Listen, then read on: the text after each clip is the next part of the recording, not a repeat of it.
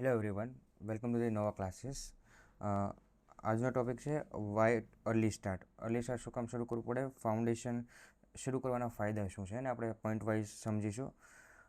પહેલો પોઈન્ટ છે કે ડેવલપ્સ કન્સિસ્ટન્ટ સ્ટડી હેબિટ્સ. મતલબ આપણે અત્યારે 9th-10thમાં જો તમે સિરિયસ હો તો કન્સિસ્ટન્ટલી આપણે ભણતા જોઈએ છીએ ને, પણ કઈ રીતનું હોય કે સ્કૂલમાં જઈએ, ઘડીક વાર બ્રેક આવે, પછી પાછું ટ્યુશન જઈએ, પાછો બ્રેક લઈએ, કાં તો થોડુંક હોમવર્ક કરી લઈએ, એ ટાઈપની વસ્તુ ચાલતી હોય અત્યારે. પણ જો હવે તમારે ફ્યુચરમાં નક્કી જ છે કે જેડબલ્યુ અથવા નીટની લાઇનમાં જવાનું છે, તો એની માટે જે હેબિટ જોઈએ એ કઈ રીતની હોય કે સ્કૂલે ગયા, આવીને રિવાઇઝ કર્યું, ટ્યુશનમાં નવું ભણવા આવીને પાછું રિવાઇઝ કર્યું, પાછું રિપીટ સાયકલ કર્યું. એક કન્સિસ્ટન્ટ જ્યારે આપણે ભણશું 2 વર્ષ યા તો 3 વર્ષ કન્સિસ્ટન્ટલી મહેનત કરશું, ત્યારે આપણે જે કોલેજ જોતી છે, ડ્રીમ કોલેજ છે, આઈઆઈટી લઈ લો કે અથવા તો ગવર્મેન્ટ મેડિકલ કોલેજ એમ્સ, એને એ મેળવી શકશું.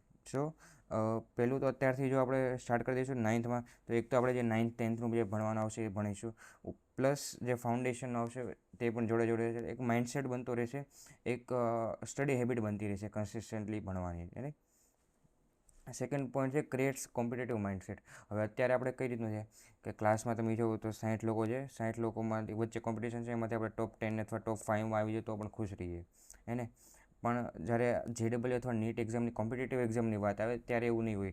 ત્યારે જે તમારી સાથે કમ્પીટ કરતા હશે એ બધા હશે સાયન્સના લોકો, અને 60 છોકરાઓ છો તમે, તેમાંથી કદાચ 5 થી 10 લોકો સાયન્સ લેશે, એવા બીજા ક્લાસમાં 5 થી 10 લોકો લેશે, હવે બીજી બધી સ્કૂલના લેશે. હવે આ બધા જે સાયન્સવાળા બધા છોકરા છે 5 થી 10 બધા ક્લાસમાંથી આવ્યા છે કે જે ટોપ 5 અથવા ટોપ 10માં આવતા હતા, એ બધા વચ્ચે તમારે કોમ્પિટિશન છે. મતલબ કોમ્પિટિશન વધી જવાનું છે ને, કે આપણે કોઈ હવે 60 લોકો વચ્ચે કોમ્પિટિશન નથી રહેવાનું કે એક ક્લાસ છે અથવા તો સ્કૂલમાં માની લો 4 ક્લાસ છે તો એની વચ્ચે કોમ્પિટિશન નથી રહેવાનું, એક વધી જશે.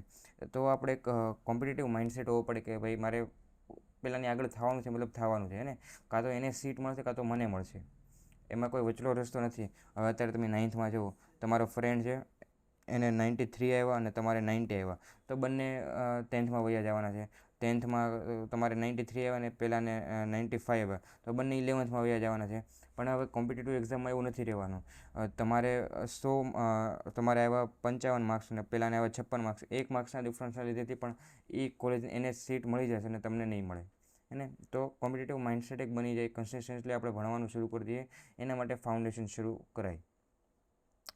ત્રીજો પોઈન્ટ છે કે મોર ચાન્સીસ ટુ રીચ ટોપ રેન્ક્સ. હવે માની લો તમારો ફ્રેન્ડ જે છે અથવા તો બીજો કોઈ પણ સ્ટુડન્ટ છે કે જે સેમ એક્ઝામની પ્રિપરેશન તમારી જોડે શરૂ કરે છે, એ 11thથી કરે છે અને તમે 9thથી કરો છો, તો તમે 9th કમ્પ્લીટ અને 10th કમ્પ્લીટ 2 વર્ષ એની કરતાં એક્સ્ટ્રા મળશે ને. આપણે કોમ્પિટિટિવ એક્ઝામની તૈયારી મોસ્ટલી 2 વર્ષ હોય, 11thમાં અને 12thમાં. સો તમે 9thથી શરૂ કરશો તો 2 વર્ષ તમને એક્સ્ટ્રા મળશે, અને 2 વર્ષનો તમે પહેલાં કરતાં આગળ રહેશો, 2 વર્ષનો એક એજ મળશે. ફોર્થ પોઈન્ટ છે કે લેસ પ્રેશર મોર અન્ડરસ્ટેન્ડિંગ.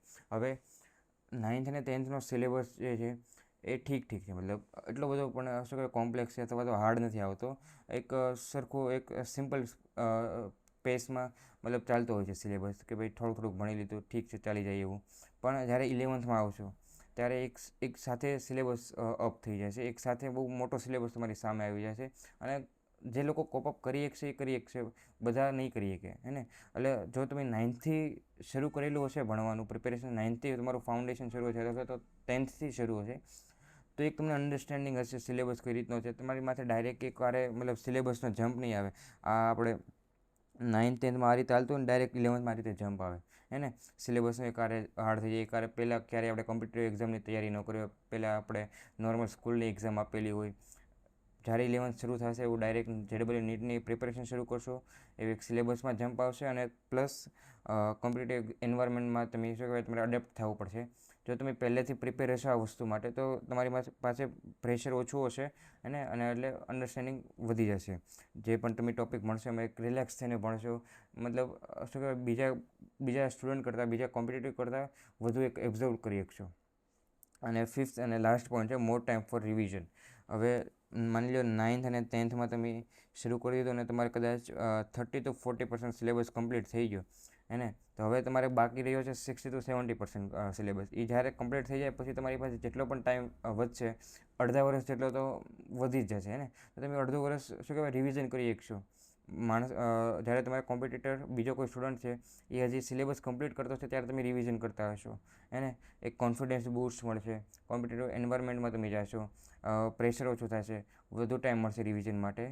સો આ અમુક રીઝન હતા કે જેના લીધે તમારે શું કહેવાય શરૂ કરી દેવાય એક્ઝામ પ્રિપેરેશન 9th-10thમાં. અને એવું નથી કે તમે એકલા કરો છો, અને આપણે ગુજરાતમાં જે નવું નવું છે, દિલ્હી લઈ લો, કોટા લઈ લો, આ બધી જગ્યાએ પહેલેથી લોકો તૈયારી કરતા હોય છે. તમે આ એલએનમાંથી અત્યારે જે રેન્ક 1 આવે છે, આકાશમાંથી રેન્ક 1, 2, 3 આવે છે, એ લોકોને નીચે તમે જોશો લખ્યું છે 4 year classroom student, 5 year classroom student, હે ને એ 5-5, 4-4 વર્ષથી તૈયારી કરતા હોય છે, ત્યારે એ એક જગ્યાએ પહોંચે. નો ડાઉટ એ એક્સેપ્શનલ સ્ટુડન્ટ છે, એક્સ્ટ્રાઓર્ડિનરી સ્ટુડન્ટ છે, પણ એ પહેલેથી મતલબ ફોકસ એનું ફિક્સ છે કે ભાઈ મારે આ એક્ઝામ ક્રેક કરવી છે, મતલબ કરવી છે, ને ઠીક છે ચલો બોર્ડમાં કદાચ આમ તેમ થઈ જશે તો પણ ચાલશે, અને એવું થાય પણ નહીં, હે ને.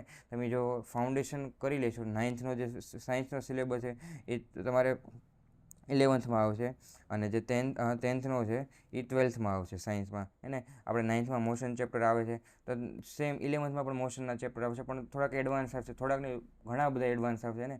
તો તમે 11thની જો કન્સેપ્ટની ક્લેરિટી હશે તો 9th પણ ઇઝીલી થઈ જશે, 10th પણ ઇઝીલી થઈ જશે, બોર્ડમાં પણ સારા માર્ક્સ એવા તમે લઈ આપશો, અને મેઇન તો તમારે કોમ્પિટિટિવ એક્ઝામનું એક ફાઉન્ડેશન બની જશે, એક બેઝ બની જશે, જે તમને આગળ ફ્યુચરમાં કામ આવશે.